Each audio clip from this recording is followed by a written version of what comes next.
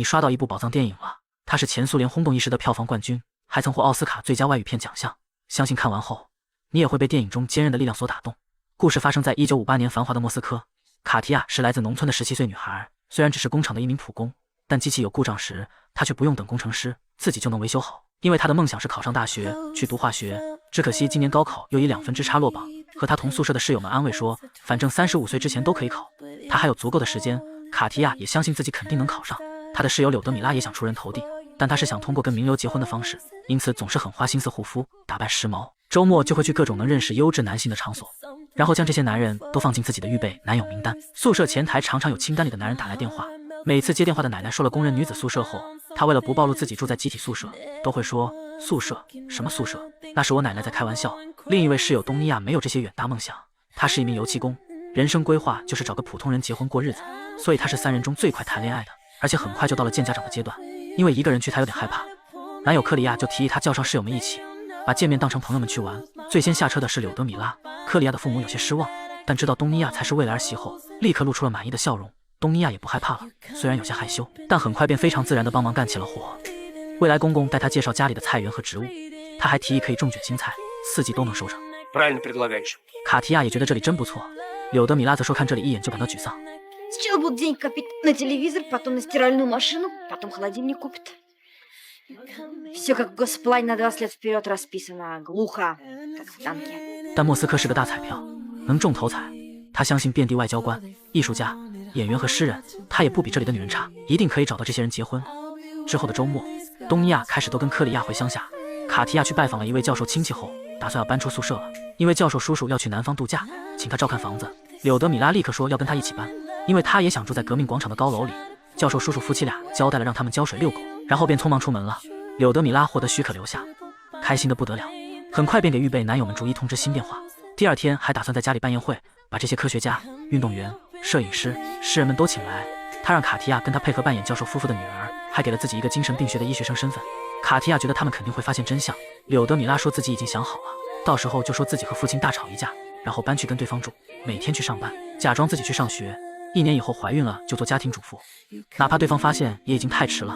Ко мне привык, ребенка обожает, без меня жизни не представляет, еще и прощения просить будет.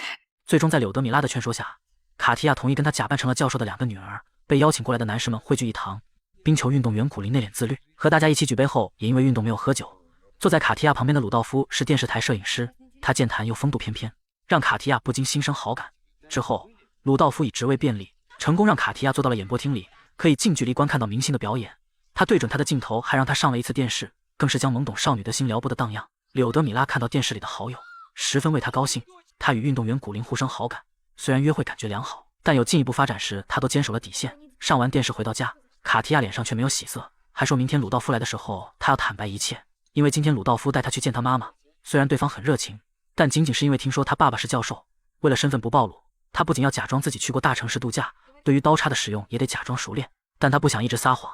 柳德米拉不同意他因此坦白，因为那样的话古林也会知道。Не могу я так больше. Ну, потерпи еще немножечко. 第2天晚上，卡提亚还没来得及坦白一切，涉世未深的少女便在鲁道夫的攻势下半推半就交出了自己。后来教授叔叔回来了，他和柳德米拉都重新搬回了宿舍，东尼亚则顺利从宿舍嫁了出去。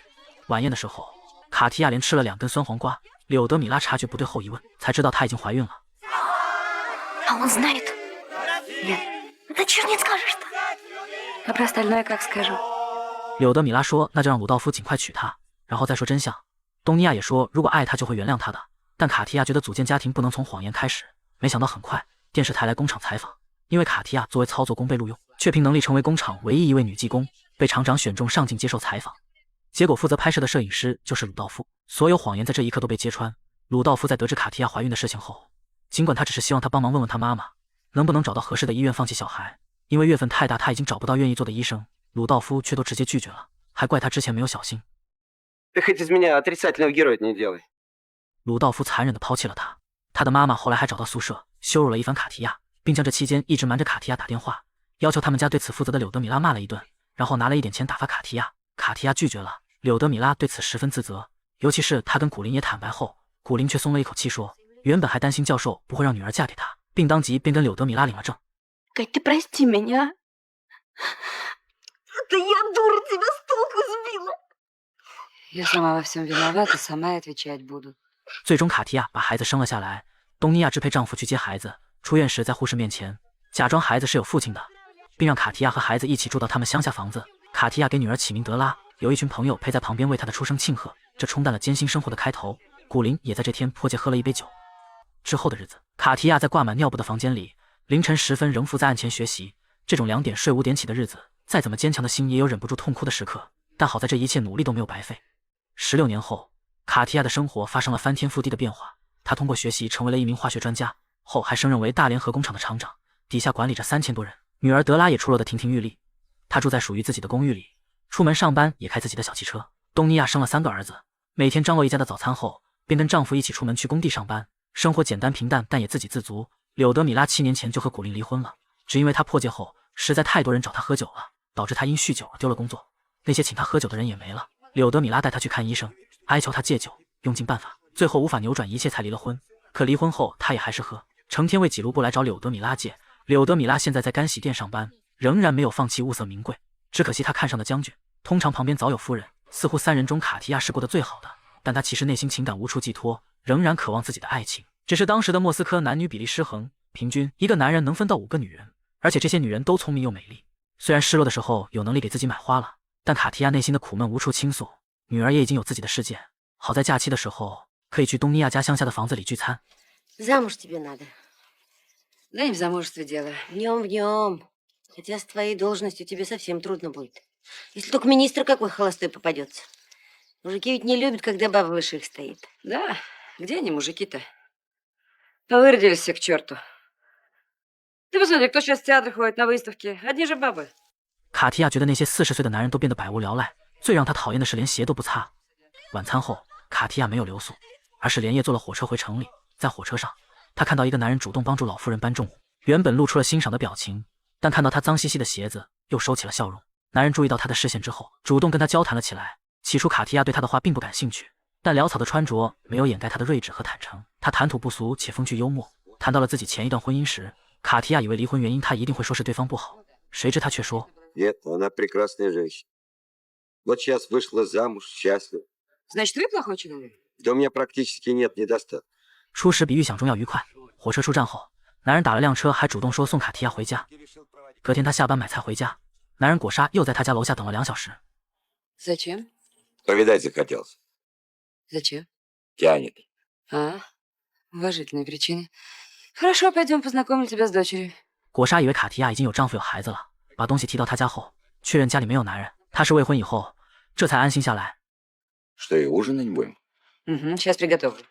Только минут 10 передохну, ладно? Отдыхай. 果沙走进厨房，戴上围裙，跟自己家一样熟练准备。对他的女儿德拉也没有讨好和看脸色。Ты есть не будешь? Ну, а если буду? Тогда быстренько почисть лук. 等卡提亚休息了一会，再走进厨房，便看到眼前这一幕。Прошу к столу. 饭桌上的交谈，他也大方直接。德拉问他是不是跟妈妈一个工厂，他说他们不一起工作，但他希望能一起生活。А вы что, собираетесь на ней жениться? Да. А вы давно знакомы? 44 часа и даже уже 22 минуты. Ага, ну, боюсь тогда, что огорчу вас. Мама придерживается того принципа, что любовь любовью, а человека нужно узнать. 果沙也说认识2天就结婚确实轻率，最好等1周。而为了在这1周中更快了解，他邀请他们母女周日去乡下野餐。卡提亚他们还没做出反应，果沙就自顾自告别了。卡提亚只知道他是个高级钳工，对其他还一无所知。刚才那番话他听得比女儿还吃惊。没想到周日一大早，果沙竟真的按时上门接他们去野餐。卡提亚想在家睡懒觉，果沙说让他到空气清新的地方接着睡。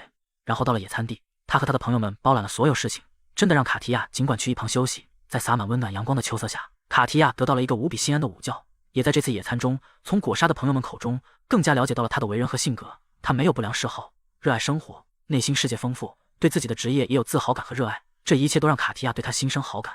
所以当他说因为他已经见过很多例子，觉得在家庭里男人应该更有地位，如果女人更高职位或更高薪水，婚姻就不能维持时，卡提亚选择隐瞒了自己厂长的身份。果沙也以为他只是工厂的领导或工会主席，自己显然比他挣得多。除了这个误会以外，走过人生的疾风骤雨的2人开始了一段有点惺惺相惜的爱情。这天电视台来工厂采访卡提亚，没想到用镜头对准他的还还是当年那个鲁道夫？鲁道夫没有想到眼前这个干练优雅的女人，是当年那个怀着孕被他抛弃的工厂姑娘。在采访结束后便开始约她见面，还是当年那个公园长椅？鲁道夫准备了花，还打听那个他未曾谋面的孩子。卡提亚说自己是有个孩子，但是与他无关，孩子已经成年，也不需要他来抚养和照顾了。鲁道夫讲述自己职业的停滞不前，婚姻的不顺，现在孑然一身的可怜，已经为当年的错误受到了惩罚。然而卡提亚听了心如止水，他想象过无数次见到他的场景，还精心准备了话语，但现在见到以后却没什么好说的。Ничего бы из меня не получилось. Я думаю, хорошо, что ты на мне не женился. Потому что тогда я разминулась бы в жизни с единственным и очень любимым моим человеком. В 40 лет жизнь только начинается, это уж я теперь точно знаю. Ну, прощай. И, пожалуйста, не звони мне больше. 这次是他先转身离开，但鲁道夫攀附未果，竟还直接去了卡提亚的家里，正好赶上果莎跟他们在用餐。他言谈之间透露了自己和卡提亚的关系，又把他是厂长的事情也说了出来。果莎闻言误以为自己是替身，加上卡提亚对自己的欺骗，尽管卡提亚阻拦，他还是体面的告别离开了。德拉也知道了眼前这个男人是自己的生父，但他只有木然的表情。他需要父亲的时候他没在，他因为棘手问题无法解决，也是果莎出面，让他第一次感受到了被父亲撑腰的感觉。这天之后，整整1周果莎都没有再出现了。卡提亚对果莎具体工作单位和住处一无所知，甚至都不知道要去哪找他。朋友们得知后赶来出谋划策，科里亚掌握已知的简短的线索后，便立刻出门去找，而且不多时还真被他找到了。两个男人见面，没有过多的问候和说明，几杯酒下肚后，什么真心话都说了出来。最终果莎也跟着科里亚回到了卡提亚家，那些误会在真挚的沟通中被化解。绵延的时光剥夺了一个女性的青春，但风霜未能浸染那颗追逐美好与爱的心。卡提亚望着果莎说Как долго я тебя искала. 8 дней. Как долго я тебя искала. 生活并不是总给予他失望，这次他抓住了属于自己的幸福。莫斯科不相信眼泪，因为眼泪不能改变任何东西。世间的龌龊和丑陋也不会因为眼泪的洗刷而消失。但即使在不相信眼泪的莫斯科，坚强和努力也能让你收获成功。所有事情都不是一下完成，在面对困境时，保持自己的独立与自尊。无论面对怎样的挑战和困难，只要有勇气和坚持，每个人都能够掌握自己的命运。影片中3个女孩有着不同的价值观，因为不同选择也过上了不同人生，但她们结下了深厚情谊，各自都能为自己的选择承担后果和责任，不曾对生活失去希望，永远坚强的、扎实的生活。这里是白又白说，40岁的时候，人生很可能才刚刚开始，愿我们都不要急于失望，给生活一点信心。